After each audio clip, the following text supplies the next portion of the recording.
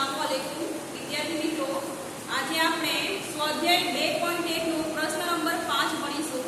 ગઈ કાલે તમે સ્વાધ્યાય 2.1 નું પ્રશ્ન 4 સુધી અભ્યાસ કર્યો, એ તમને સમજ પડી ગઈ હશે।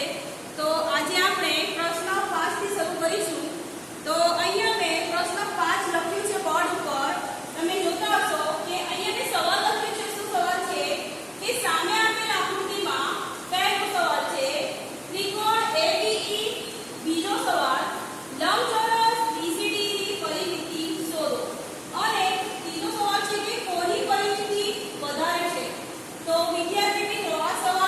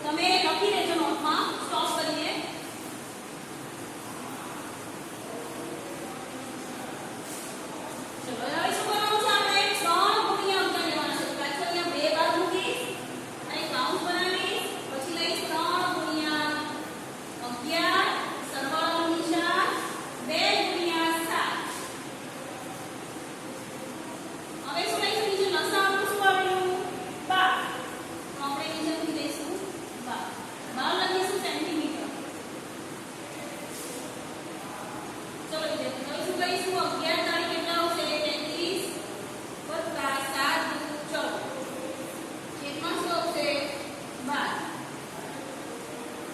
તો ફરીથી અહીંયા 33 વત્તા 14 ના છેદમાં 12 એટલે 33 વત્તા 14 કરીશું તો 47 ના છેદમાં 12. વિદ્યાર્થી મિત્રો અહીંયા તમે જુઓ કે તમે એને આના સાથે ભાગી શકો છો. 2 4 12 ભાગી શકો છો ને, તો આપણે એને ભાગીએ બરાબર. તો અહીંયા 2 ને નાખીએ અને 12 ને કાપીને અહીંયા લખીશું 6. એટલે આપણે શું આજે 47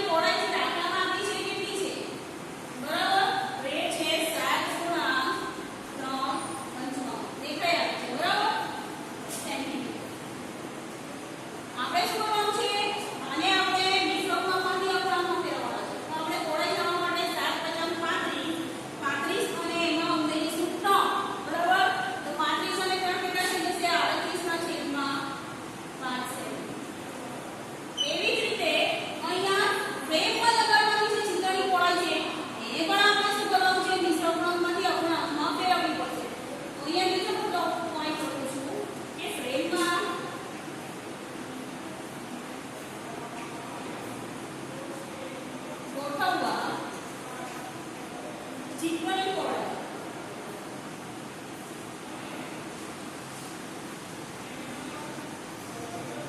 કેટલી આપી છે આપણને ચિત્રની પહોળાઈ આપી છે 7 × 3 તો આપણે લખીશું અહીંયા 7 × 3 / 10 સેન્ટીમીટર.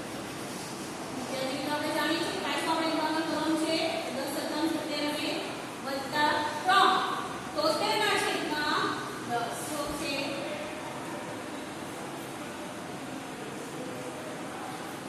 વિદ્યાર્થીઓ તમે આ બંને સમજ પડી ગઈ છે. સંખ્યામાં આપણે પહોળાઈ નક્કી કરીએ અને અપૂર્ણાંક સંખ્યાઓમાં ફેરવી નાખીએ. તો વિદ્યાર્થીઓ આ તમારી ગણિત નોટમાં સમજીને સ્ટોપ કરીને ગણિત નોટમાં સમજીને લખી લો.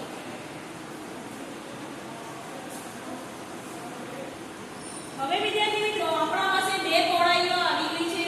હવે આપણે શું કરવાનું છે? બંને પહોળાઈમાં ફેર શોધવાનું છે કે શું ફરક છે જેનાથી આપણે એટલું ચિત્ર કાઢવું પડશે. તો આપણે બંને અહીંયા લખીશું કે કાપવાની ચિત્રની પહોળાઈ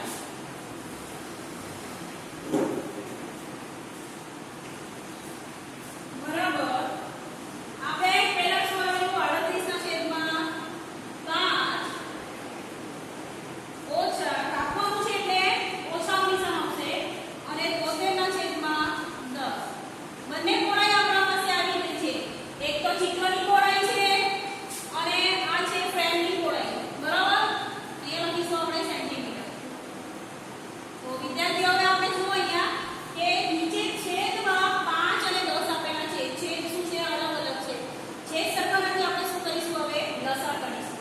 તો અહીંયા આપણે આવીશું અને લખીશું 5 અને 10. બરાબર 5 થી લઈશું 5 × 5 અને 5 × 10 2 × 2. આ બેનો ગુણાકાર 5 × 2 એટલે 5 × 10. આપણો લસા શું આવ્યું? 10.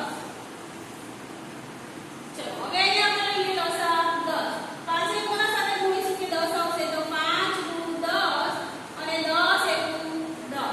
વિદ્યાર્થી મિત્રો હવે આપણે પાછું ગુણાકાર કરીશું. 2 × 38 શું લઈશું? 2 × 38 ઓછા 1 × 73. આપણો લસા શું આવ્યું છે? કે શું લસા આવ્યું છે આપણું 10. તો હવે આપણે શું કરીશું? આનો ગુણાકાર કરીશું. 38 × 76 -73 = 73. છેદમાં શું આવશે? 10. તો 76 માંથી 73 જાય એટલે શું આવશે? 3/10. તો વિદ્યાર્થી મિત્રો તમને અહીંયા દેખાઈ આવે છે કે આથી જે કાપવાની પહોળાઈ છે એટલે ફ્રેમમાં મૂકવા માટે જેટલું કાપવાનું છે એ 3 સેન્ટીમીટર છે. ખબર પડી વિદ્યાર્થી મિત્રો? અહીંયા શું આવશે? સેન્ટીમીટર.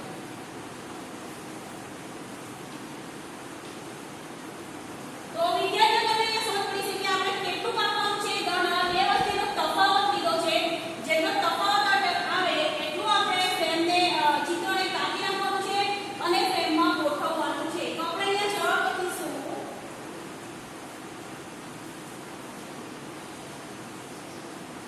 સલીમને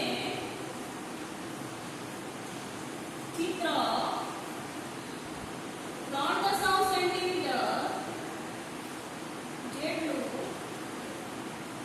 કાપવું પડશે તો જ ફ્રેમમાં સમાઈ શકશે. બરાબર વિદ્યાર્થીઓ તમને સમજ પડી ગઈ હશે.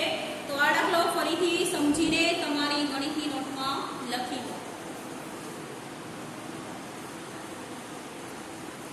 વિદ્યાર્થી મિત્રો તમે પ્રશ્ન નંબર 6 લખી લીધું હશે.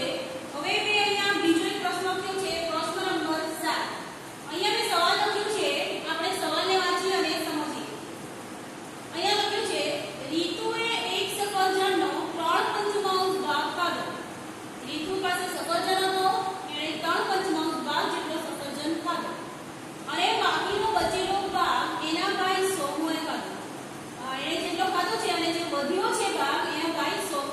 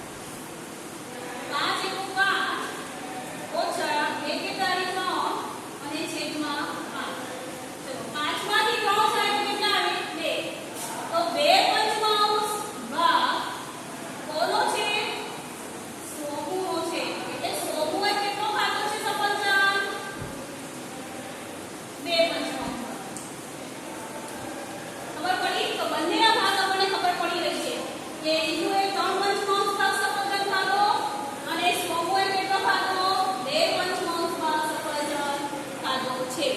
વિદ્યાર્થી મિત્રો